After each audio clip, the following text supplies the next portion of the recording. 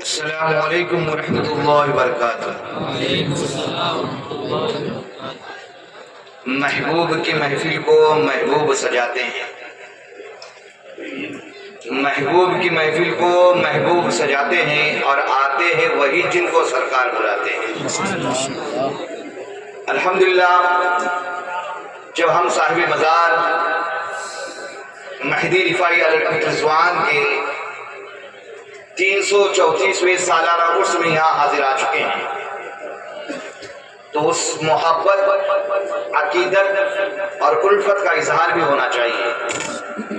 جب ہم محبت اور الفت لے کر آئیں گے تبھی ہمارے دامن فیض سے مالا مال ہوگا۔ کوئی شاعر کیا خوب کہتا ہے، فقیروں کے نزدیک اب بھی ہے سب کچھ، فقیروں کے نزدیک اب بھی ہے سب کچھ، مگر جانچ لیتے ہیں دیتے ہیں تب کچھ۔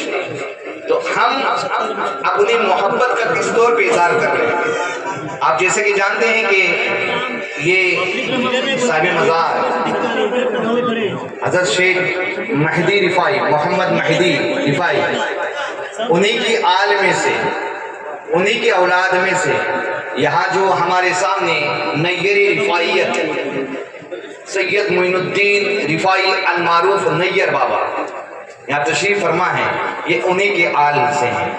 ایسے ہی شخصیت کے لیے کسی نے کیا کہا، خوب کہا تھا، یہ الگ بات ہے کہ خاموش کھڑے رہتے ہیں، یہ الگ بات ہے کہ خاموش کھڑے رہتے ہیں، اور جو لوگ بڑے ہیں وہ بڑے رہتے ہیں، اور ایسے بزرگوں سے ملتا ہے ان کا شجرہ جن کے ٹھوکروں میں کئی تاج پڑے رہتے ہیں۔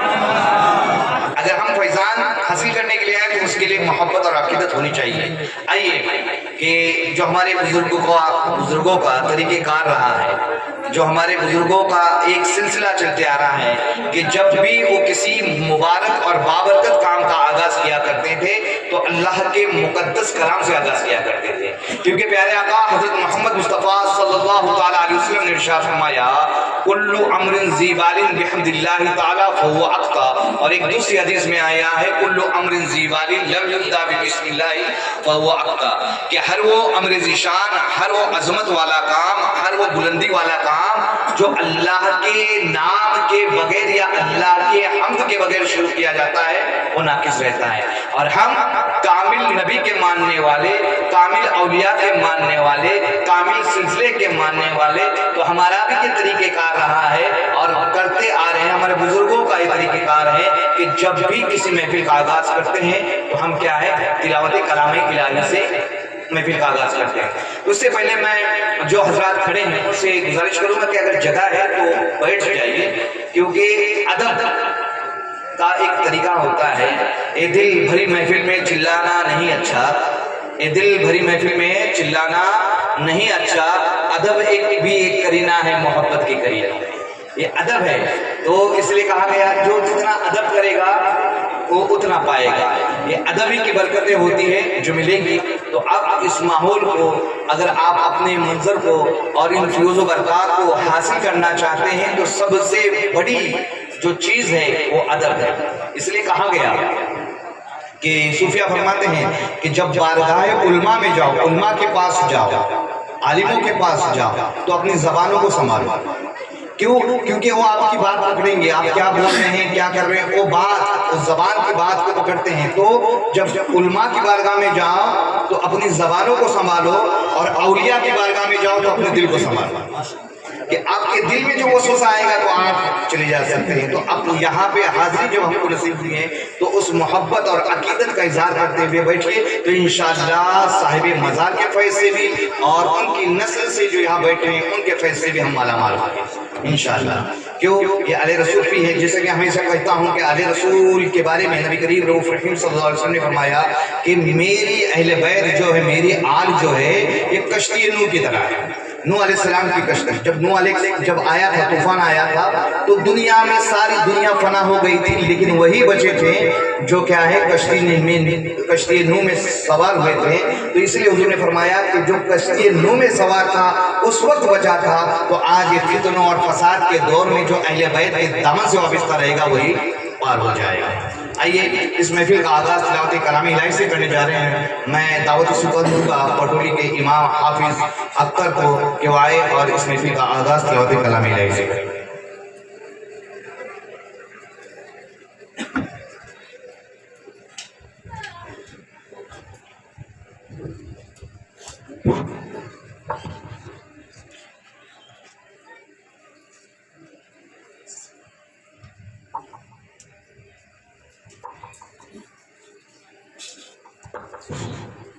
السلام علیکم ورحمۃ اللہ تعالی وبرکاتہ.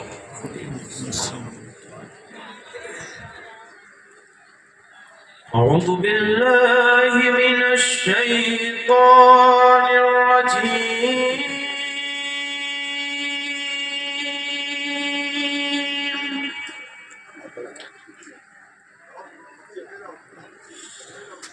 بسم اللہ الرحمن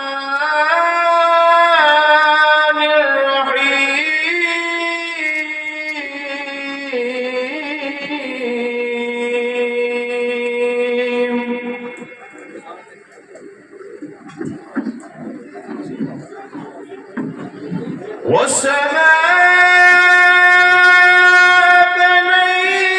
بنيناها بأيد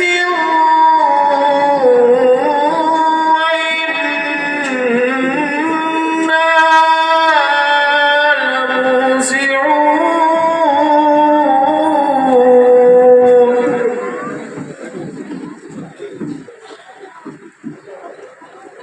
والأرض فرشناها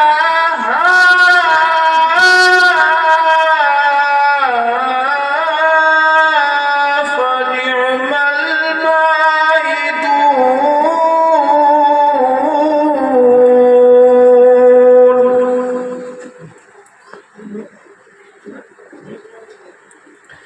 ومن كل شيء خلقنا زوجين لعلكم تذكرون.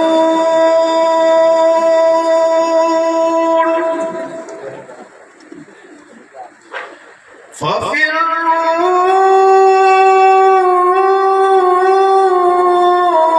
إلى الله